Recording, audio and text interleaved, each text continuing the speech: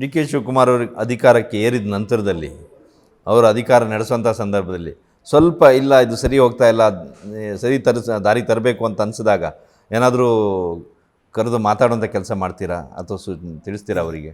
ಅವನೇನು ಮಾಡಿ ಯಾವುದೇ ಮೇಜರ್ ಡಿಸಿಷನ್ ತೊಗೋಬೇಕಾದ್ರೆ ನಾನು ಕೇಳಿದಲ್ಲೇ ಮಾಡಿಲ್ಲ ಯಾವತ್ತೂ.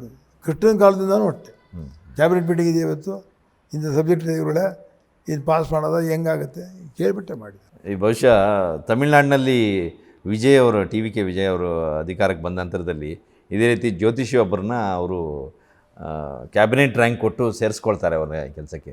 ನೆಕ್ಸ್ಟ್ ಡೇನೇ ಅವ್ರನ್ನ ತೆಗಿತಾರೆ ವಿರೋಧ ಬಂತು ಅಂತೇಳಿ.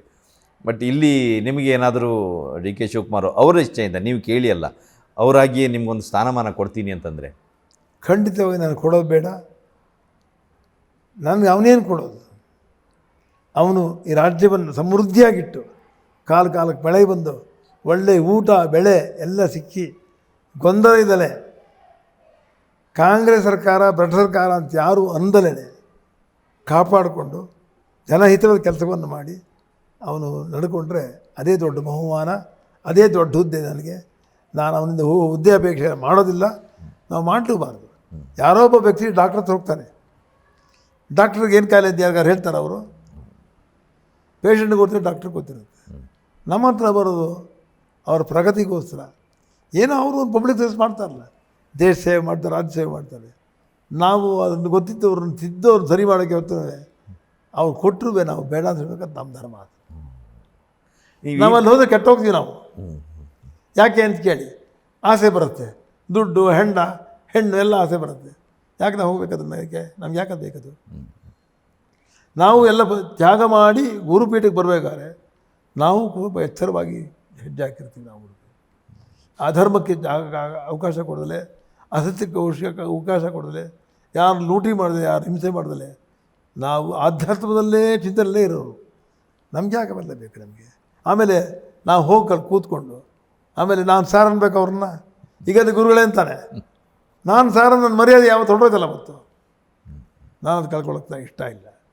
ಎರಡನೇದೇನಪ್ಪ ಅಂತಂದರೆ, ನಾನು ಹೋಗಿ ಅವನು ಕೊಟ್ಟು ನಾನು ಕೂತ್ಕೊಂಡ್ರೆ ಅವನಿಗೆ ತೊಂದರೆ ಆಗುತ್ತೆ.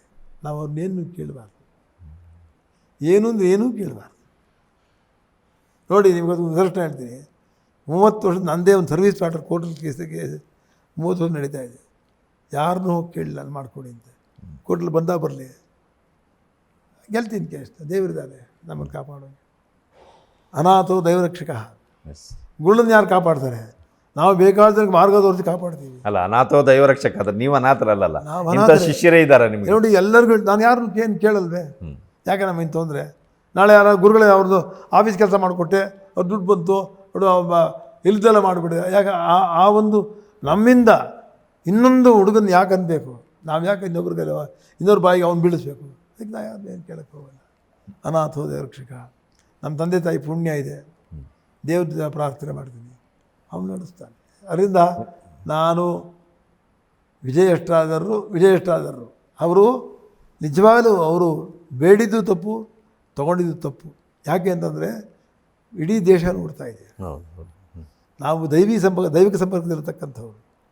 ಅವ್ರಿಗೆ ತೊಂದರೆ ನಾವು ಯಾರೇ ಇದ್ದರೂ ನಾಳೆ ನಾನು ಅಷ್ಟಾದರಾಗಿ ಹೇಳಿ ಅವ್ನ ಪಕ್ಕ ಇದ್ದನ್ನು ಕೊಟ್ಟರು ಕೂಡ ಅದು ತೊಂದರೆನೇ ಅವರಿಗೆ. ಬೇರೆಯವರು ಅಂತಾರೆ ಮೂಢನಂಬಿಕೆ ಕೊಟ್ಟರು, ಅದು ಕೊಟ್ಟರು, ಇದು ಕೊಟ್ಟರು. ಮೂಢನಂಬಿಕೆ ಅಲ್ಲ.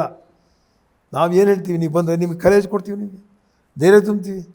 ನೀವು ಕೆಲಸ ಮಾಡೋ ರೀತಿ ನಿಮ್ಮಲ್ಲಿ ಪಾಸಿಟಿವ್ ವೈಬ್ಸ್ ಹುಟ್ಟು ಹಾಕ್ತೀವಿ, ನಿಮ್ಮನ್ನು ಧೈರ್ಯ ಕೊಡ್ತೀವಿ, ಇಂಥ ಮಾರ್ಗ ತೋರಿಸ್ತೀವಿ ನಿಮಗೆ.